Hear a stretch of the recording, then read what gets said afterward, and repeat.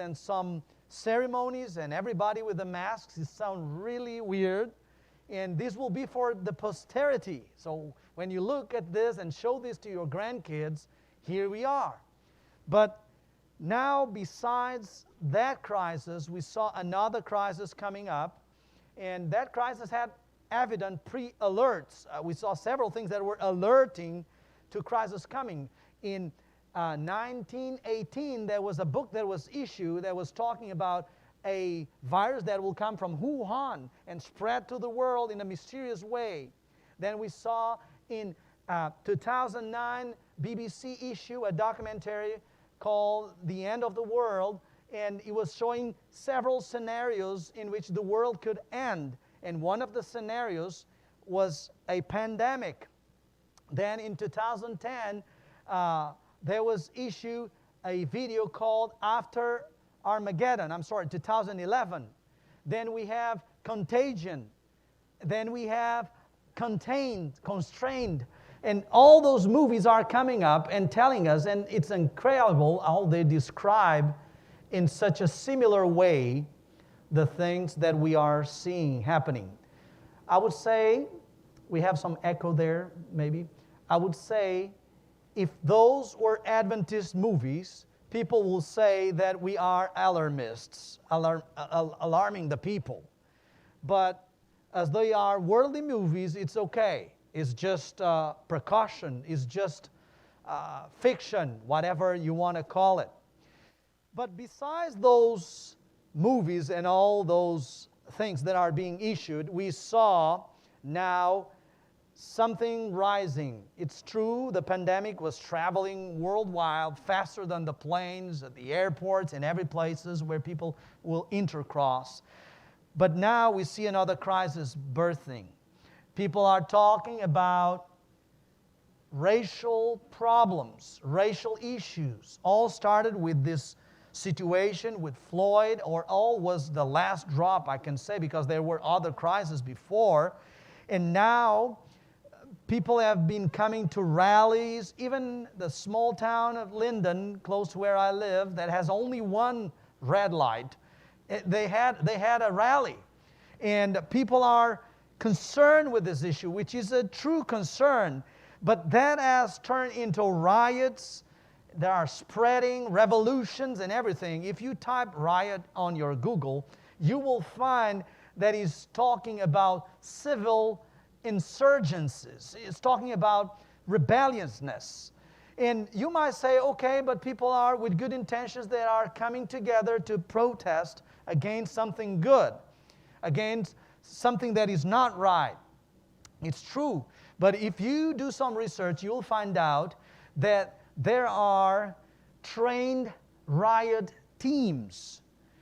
People that are trained to dress up and join the rallies, even pacific ones, calm ones, peaceful ones. And they are there just to stir up the problems. They are there just to bring riots and problems and insurgency. Now, I think about where will we go if we are trying to take money out of the police because they need to be constrained or restrained or punished, and taking the police forces. I see policemen resigning. So we reduce our police forces and increase the riots. What do we think will happen from this? It's obvious that the solution will not be good. And it's true, we see a movement that is trying to defend something that they think it's right, and that we believe it's right on its core, which is the sense and the idea that all men are born equal before the Lord. And this is correct. So this has brought a movement that talks about Black Lives Mattering. And there are other movements also trying to defend the equality of rights for those who choose different paths for their sexual orientation. And all those movements are now tending to defend what is right. And people have wondered why sometimes Christians and Adventists position one way, or why sometimes they don't position any way. And we have to find ourselves in the midst of all the scenario and decide what we can do. I'm happy that I can talk about this topic freely because I'm half European and half black. So in my background, if I can say so, because in Europe, things are not a matter of race, they're a matter of color. I remember when I first came to U.S., and I was signing some papers, and they asked my race, and I put black. And the person that was with me said, "You're not black." And I say, well, I am. Let's look at my tone. I mean, it says, this is not about the color. It's about the race. You are Latino. You might have a dark color, but you are Latino. So I'm not trying to go into those details because I'm not a specialist on that. But what I'm trying to tell you is I was born in some islands. I shared this with you before. Those islands were desert islands. When the Portuguese were coming from Europe down to the discoveries, they bumped with those desert islands. They were volcanic islands. So by volcano activity, they were popped up. So they have 10 islands. Those islands were desert, and they called them Cape Verde, or Cape Verde, which means Green Cape. It's in front of the Green Cape in the African coast, and it was a lot of green. And the Portuguese found those islands, so they sent a lot of people to colonize those places. And it was handy because you see the African coast, South America, North America, and Europe is right in the middle. And it was very handy when they went to the African coast and were bringing slaves.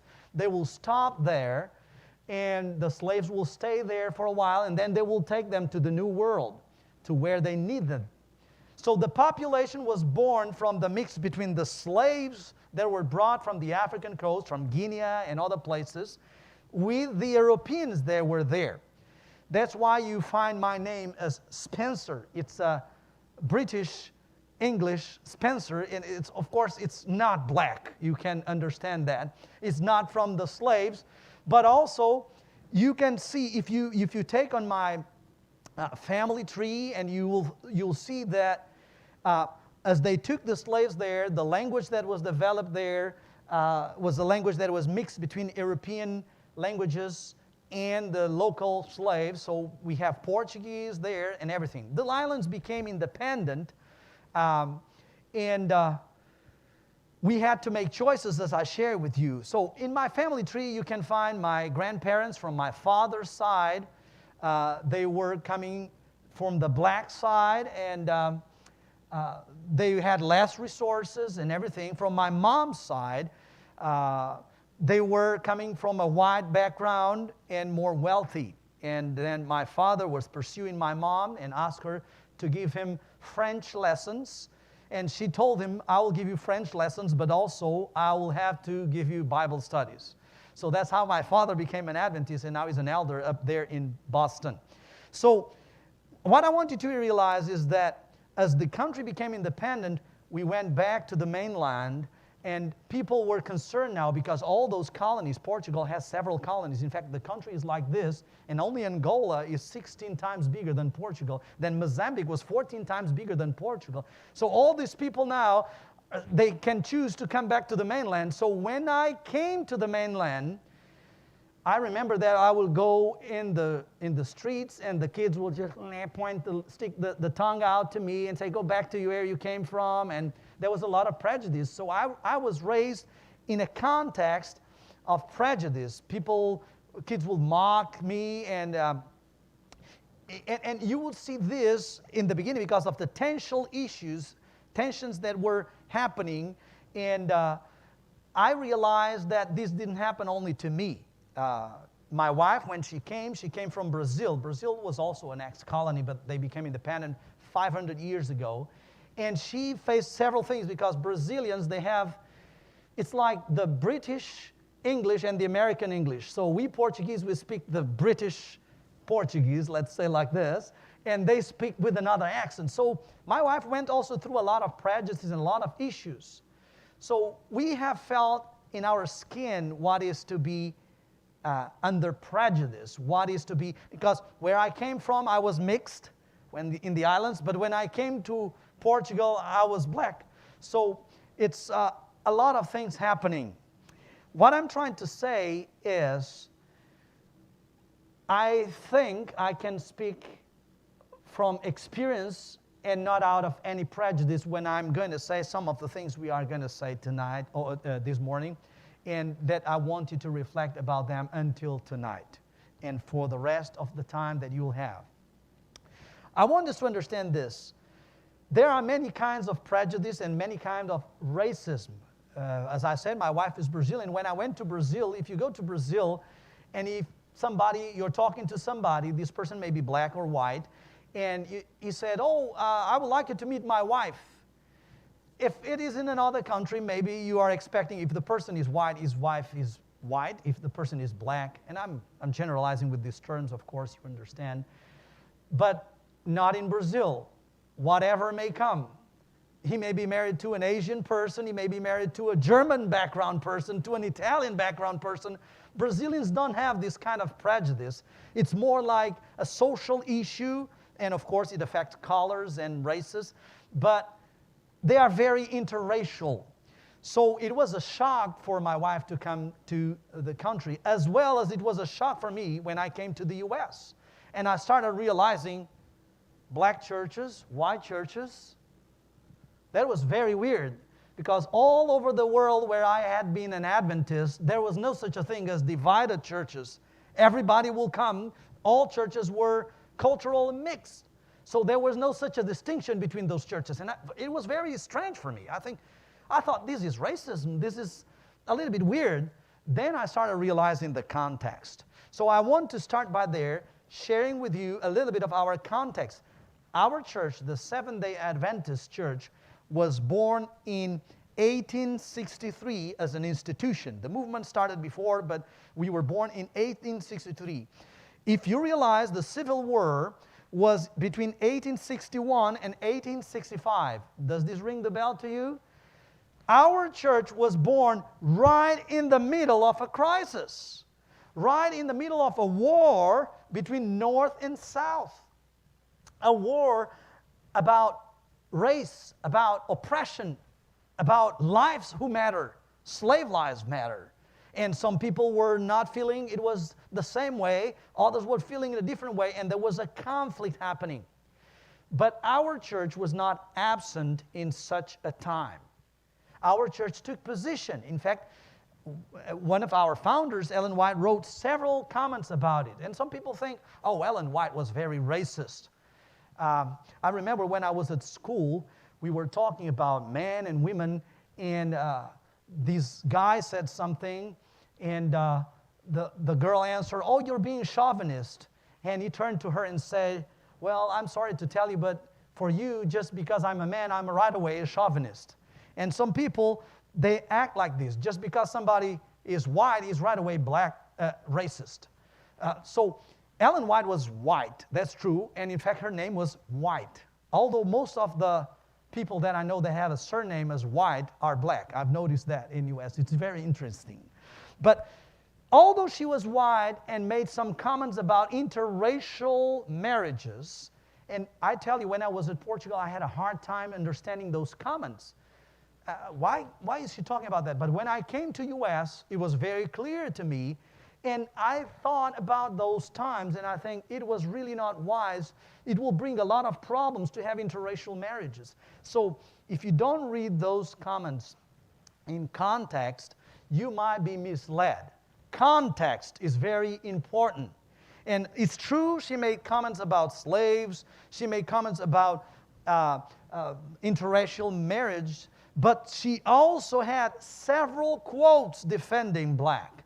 She, for instance, said that the Civil War will not end if slavery will not end, because God was not absent for every black mother that had lost a child by slavery, and that those that were guilty for that will be seeing their children being killed, and they will find out what the black mothers were suffering by seeing the loss of their children. She also had her son pastoring for the blacks in the South and going through a lot of troubles and difficulties, and she supported that and helped that. So sometimes prejudice is a matter of where you want to place yourself and what you want to see. Sometimes we see racism because we are seeing it from one perspective. I've seen the card of racism being drawn in many situations. Once I was in a line waiting for something, and this person was passing and passing in front of everybody. And the person that was taking care of everything say, hey, could you go back to the line? And the person started claiming you're being racist. It's just because of my race. You see, no, it's because you're bypassing everybody. It's wrong. So we have to understand the world we are in, the crisis we are in.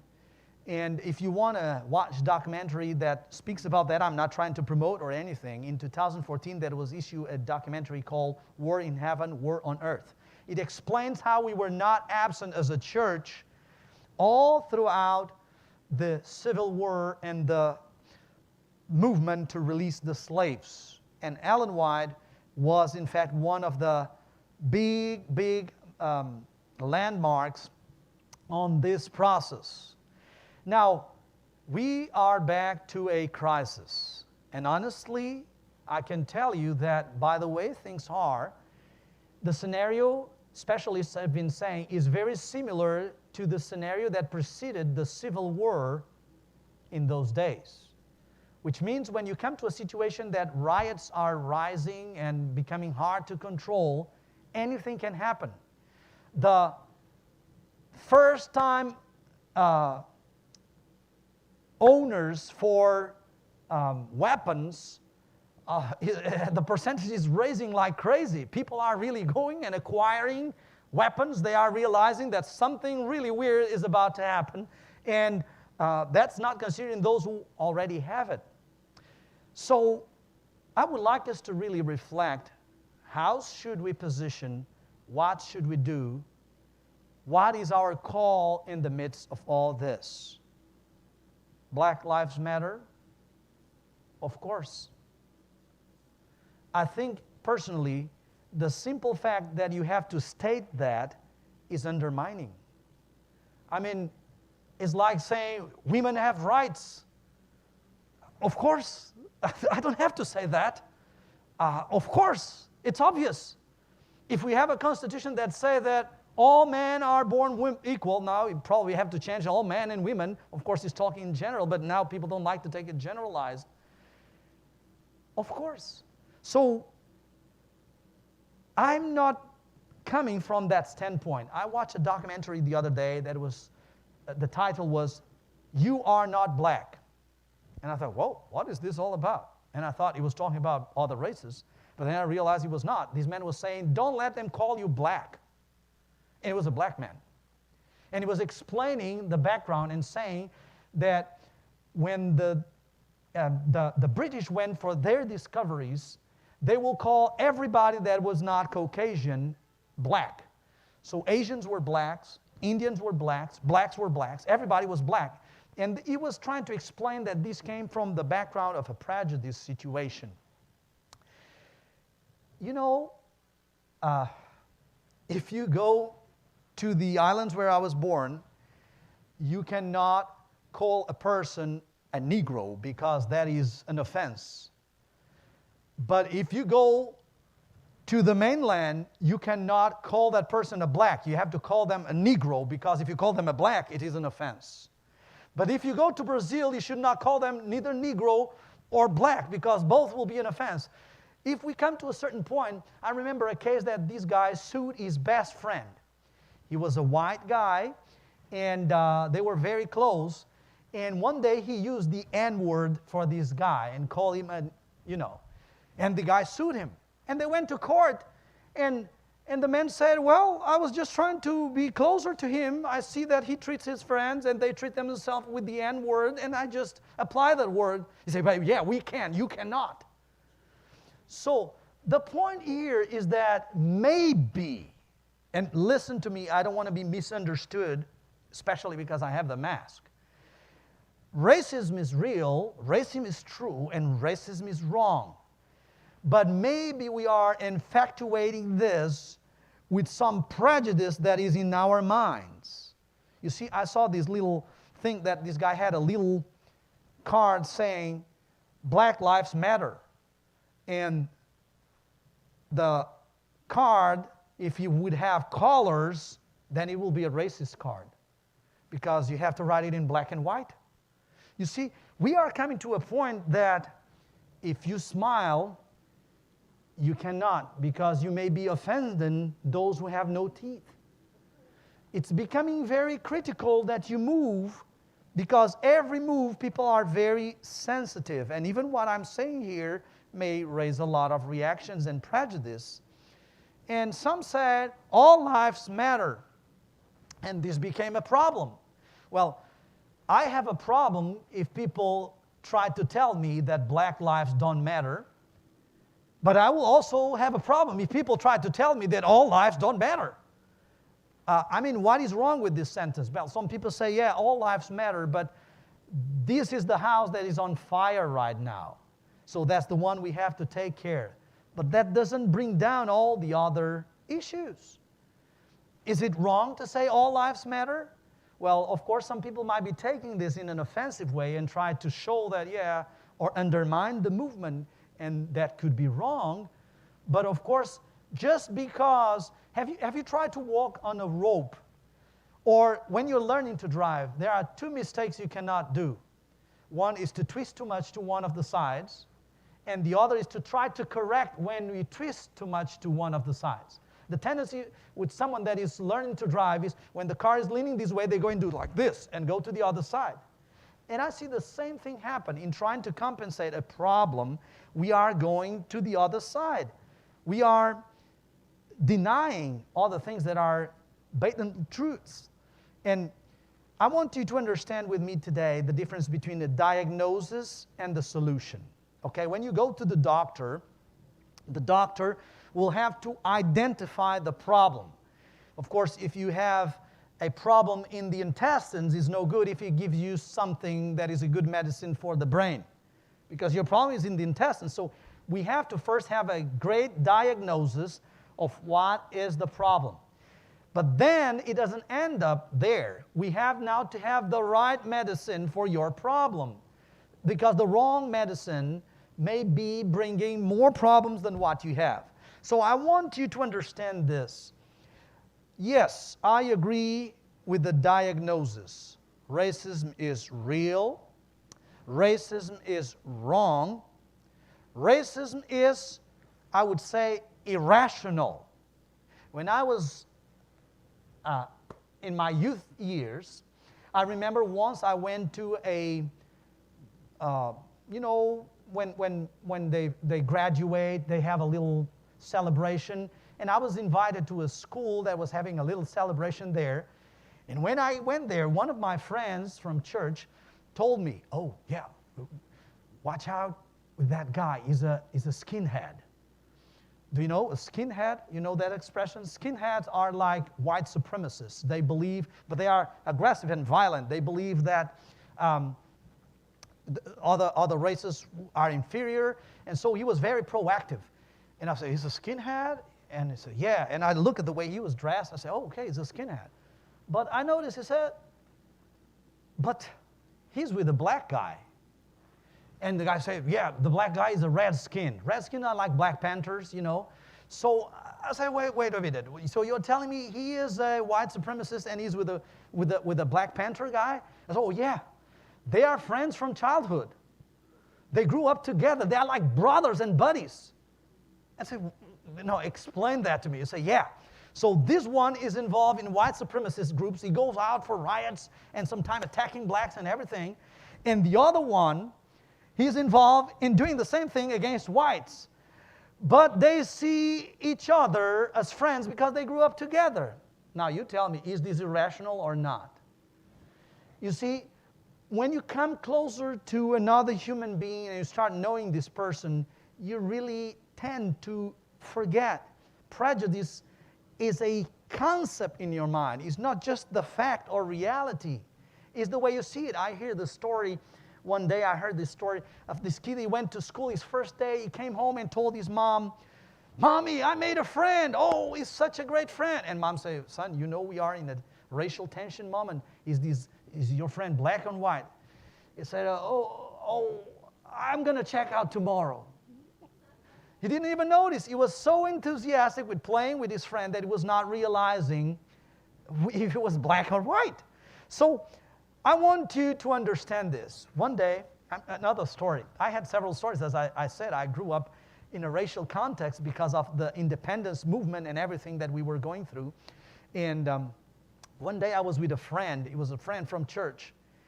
And as I said, in Portugal, it's not a racial thing. So if you're darker, you're black. If you're whiter or lighter, you're white. That's very simple. We don't go into all those racial aspects. First, we don't fill up forms with racial description because it's a small country and everything is easier. And so this guy was telling me, oh man, I hate blacks. And I said, thank you. He said, no, for me, you're just white. I said, thank you again. You see, many times we have prejudices in our mind that make us see prejudices in somebody's mind or comments. I'm not saying that prejudice is not real. I'm just saying that there's much more to say into this. So I agree with the diagnosis. There is racism. Racism is real. Racism is wrong. In fact, all prejudice is irrational. All prejudice is wrong. And let me tell you this. We all have prejudices. Although it's wrong, we all have prejudices. We can't avoid it because it comes from build-ups that we have when we find something different. I remember I was once with a friend, and we were in the bus, and when the bus was about to close the doors, this guy came in very quickly from the front door, snatched a necklace from a lady, and went out through the back door. And the friend that was with me said, yeah, then they complain that people are prejudiced against them. And I said, are you saying against them the blacks or against them the thieves? Because you placed him in the box of the blacks when you should have placed him in the box of the thieves. So you're showing that you have a prejudice. You see, the person was trying to say something just to show, but that burst up the prejudice.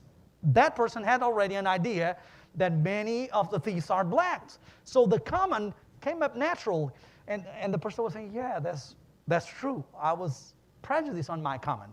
So I want us to understand that we all have prejudices. No matter what, you can't avoid that because, well, you can fight against it and resist and try to be rational against it, but it will burst from you. Although I agree with the diagnosis that racism is a problem, I am not totally agreeing with the prophylaxis, with the medicine that we are applying to this. Let me tell you, yes, racism is a problem, but riots are not going to heal that. Riots are not the medicine. Even rallies, depending on how they happen, they may not be the solution. You see, riots are as much a solution for racism as feminism is a solution for chauvinism. Feminism is not bringing any solution for chauvinism, it's bringing another problem. And I want us to understand that if racism was not eliminated by one civil war, it will not be eliminated by another. Our country will not be healed by going into all these turmoils. We will not find solutions by getting involved in such a violent thing. Of course, the life of Floyd was important, but I want you to understand this. Because of the loss of his life, many more lives were lost. Lives, jobs, some people lost everything. Many of them were black. Others were officers. And some of them were black officers. What I want us to realize is that sometimes instead of solving a problem, we use another problem to solve the first one, and that instead of being a solution becomes two problems. So in trying a solution for this problem, we might be getting into another bigger one. Now, some people might say, uh-oh, we have a sellout. Oh, yeah, you're turning to the other side. Let me tell you, I have some concerns and questions when I see the way things are going. For instance, we see a Black Lives Movement, and it's good that people are standing for what they believe, and I believe as Christians we should also be very defined in what we believe. But, for instance, I have a problem when I see a logo for the movement that is like this, and I see it's exactly like the communist logo. And communism was a trial for a solution for a problem, which was social injustice, but that solution brought even more problems. So I'm wondering if the solution we are trying is not going to bring us even more problems. Then I saw another logo that had the same fist, and fist is usually not a good symbol. You can try to have a peaceful rally, but if your symbol is a fist, you're not inspiring peaceful thoughts. And responding aggressively to the offense will never take the offense away. The biblical concept, and many Christians are involved with these movements, is if they smack one face, you raise your fist, right? If they ask you to go 1 mile, you go another. It's because we are stupid? No, it's because we are not reacting that way because it's not going to plant anything good. You have black men like Nelson Mandela was oppressed with the racial movement. He was arrested unfairly for 40 years and came out of that with peace in his heart. No riots, no trying to revenge and punish the whites, and he was able to build up a country because of that posture. And I saw another fist with a rainbow on the back, and I said, wait a minute. So now, if I try to defend one thing, I have to defend right away the others. It seems like a lot of people are sticking several things on the same basket, and it sounds to me like there's a trend to think that everything is flat at the surface. Of course, Black lives matter. Of course, gay lives matter. But it doesn't mean that because I believe one thing is important and people are important, I'm agreeing with all their choices. You know, I have children. I love them to pieces, but I may disagree and tell them straight, this is not a good choice. You still have my friendship. I'm still your father. You have my support personally, but not my support for your decisions. We try to, based on our prejudice, treat everybody flat. So, if you are not agreeing with homosexuality, then you're right off the bat prejudiced. You're homophobic. My friend posted one day this news that were saying homosexual couple, it was a crime where one of the partners killed the other. And my friend was asking, is this an homophobic crime? You see, sometimes we go into things that we might trap ourselves. And I saw another post that was saying something that really made me think. It says, yes, all life matters, including the unborn. Some people are defending black lives, they are important, but they are not defending the lives that are about to be born, which are also important. So, because sometimes justice is in the eyes of the beholder, and it's coming out of our prejudicial backgrounds. And we have to ask ourselves. I want us to realize this. I would like to invite you to open your Bibles in Proverbs 6:16. Proverbs 6:16, and we're going to read verse 16 and verse 19. And please pay attention to this. Many times this text is applied to criticism and backbiting, and that's true. But I would like you to see this in the context of what we are talking. It says, these 6 things does the Lord hate. Yes, 7 are an abomination unto him. And the 7th one is, verse 19, a false witness false witness that speaketh lies, and he that soweth discord among brethren. Now, you may say this sellout will sow discord among the black. But that is out of prejudice, because whites, blacks, yellows, reds are all brethren. If something is sowing discord among brethren, the Lord, it is an abomination to the Lord. And I want to tell you this, yes, if some white supremacists or some officers are mistreating their brethren from another race, that is an abomination to the Lord. But if out of that I'm creating movements or going into things that will create prejudice on the other side, tensions between races, probably even a civil war, that is also wrong and is also an abomination to the Lord. You know, sometimes we became reactive to prejudice on the other side, and not noticing that we will be in prejudice. When I was a kid, I was a little bit into comic books. And in comic books, as this guy is coming to spank the people, the superhero will come and spank him, beat him up. You know, in Christian life, we don't attack beaters with beating them, because that's not the way we believe things are solved. You know, it's like Robin Hood that wants to solve the problem of rich people robbing from poor people. So he will rob from them and give to the other. Robbing is wrong. No matter if it's the rich people robbing the poor, or if it's Robin Hood robbing them. I think it's Robert Hood. No, I don't know. What I'm trying to say is, what is the real solution for this problem? Yes, if you realize with me, yes, blacks have gone through a lot. So did Jews.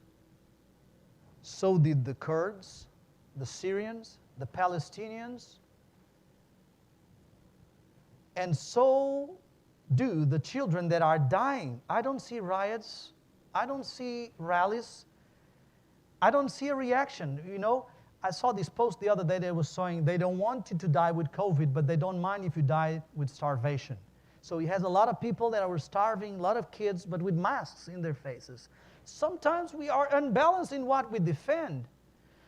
It is outrageous that black are oppressed, as it is outrageous that children are dying on starvation.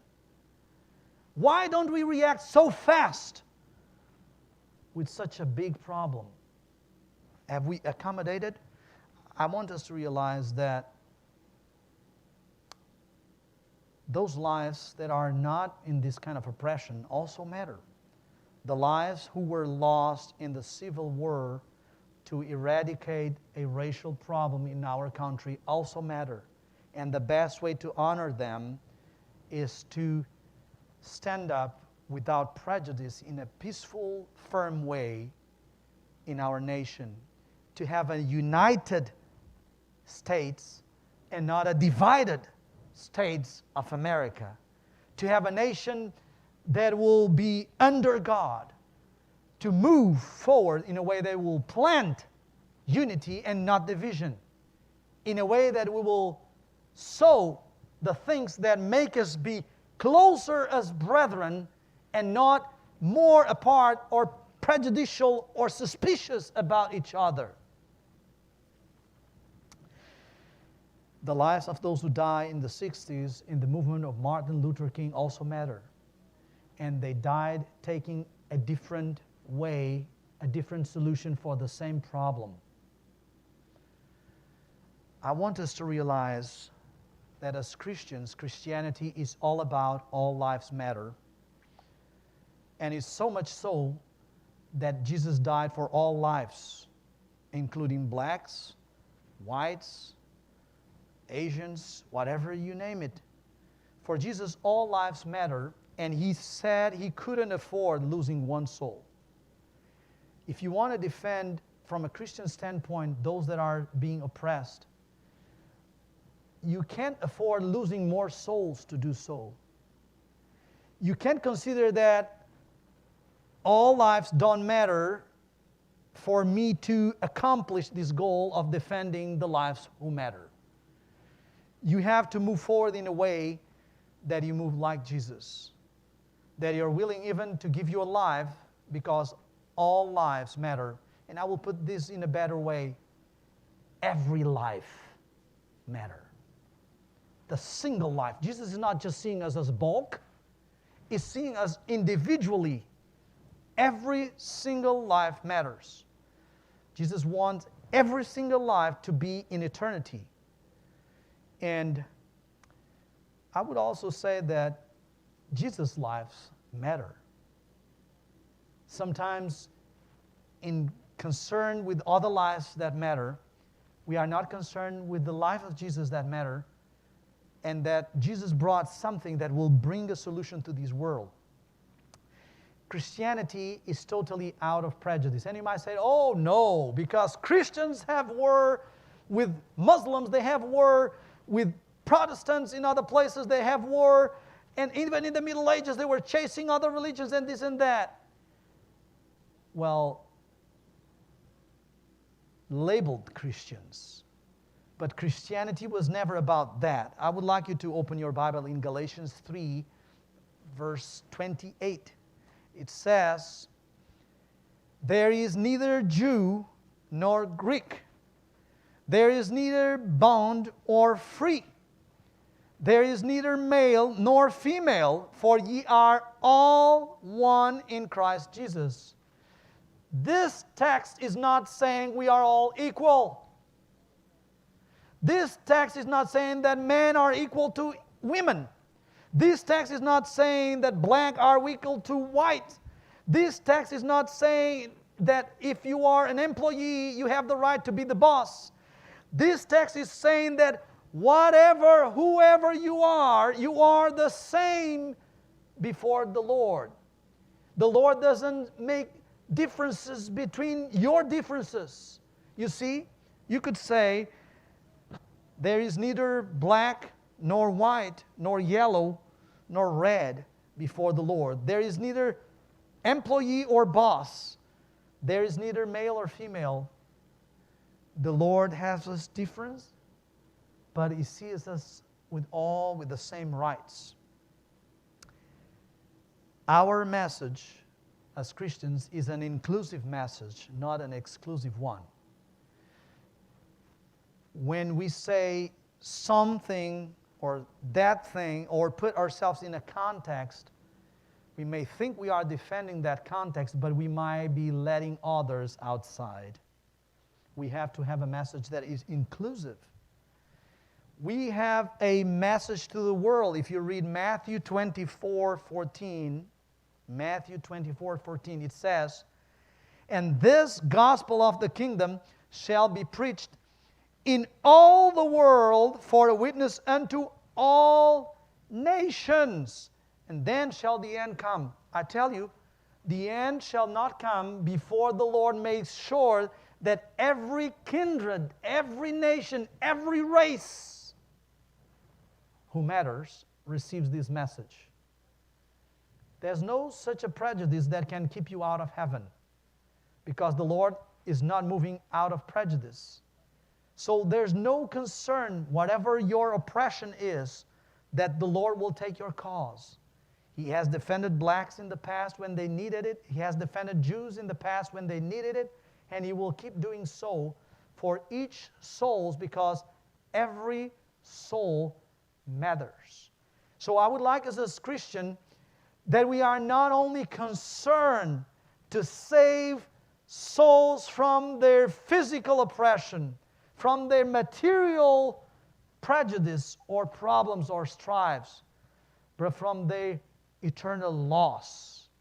That we see the big picture, and the big picture is not a fight between one gang and the other gang, one group and the other group, but it is a fight between good and evil.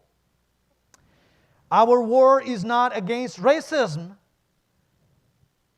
Our war is against racism, not racists. Our war is against demons, not people. I want us to understand. It says, Ephesians 6:12, for we wrestle not against flesh and blood. Flesh is what defines colors.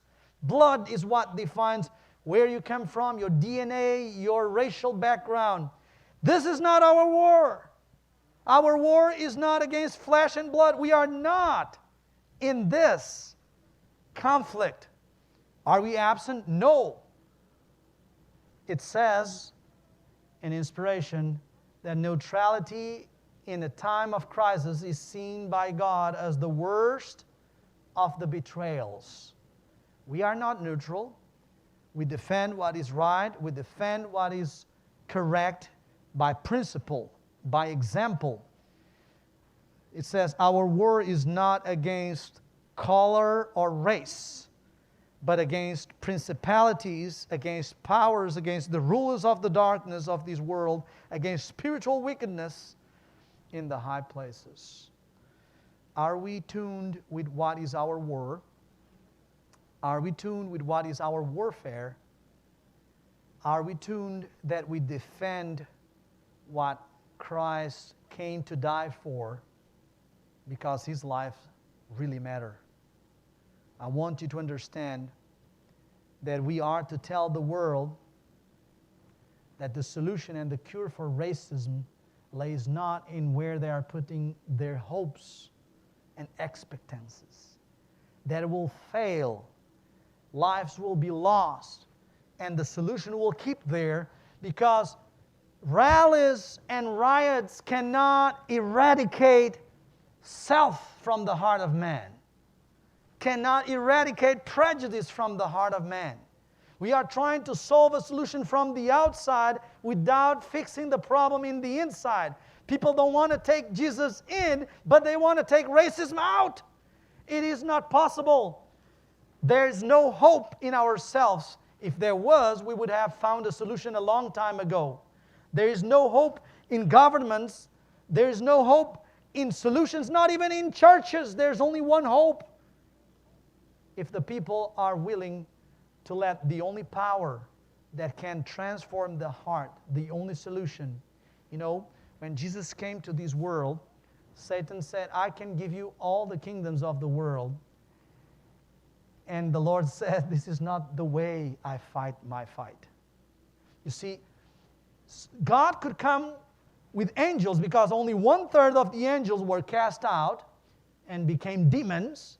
So He could come with 2/3 and say, we are going to solve this and keep this straight right now with our kingdom. But He said, this is not the way I fight. Satan was puzzled. So how do you fight?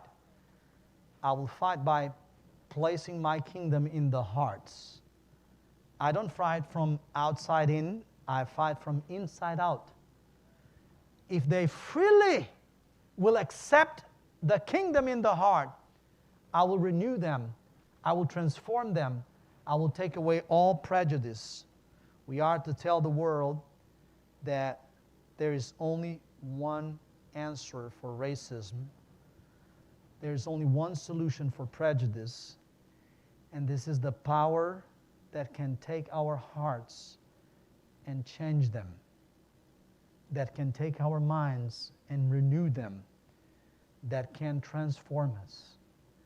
If you want to really bring a solution for racism, for the lives who matter, take Christ to the world. We don't want to be absent in this crisis. We want to stand to the people. But many times people don't want to take the solutions we bring them.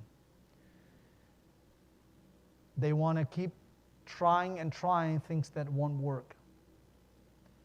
Nevertheless, today I would like to invite you to take an action for this crisis and for these times we are in.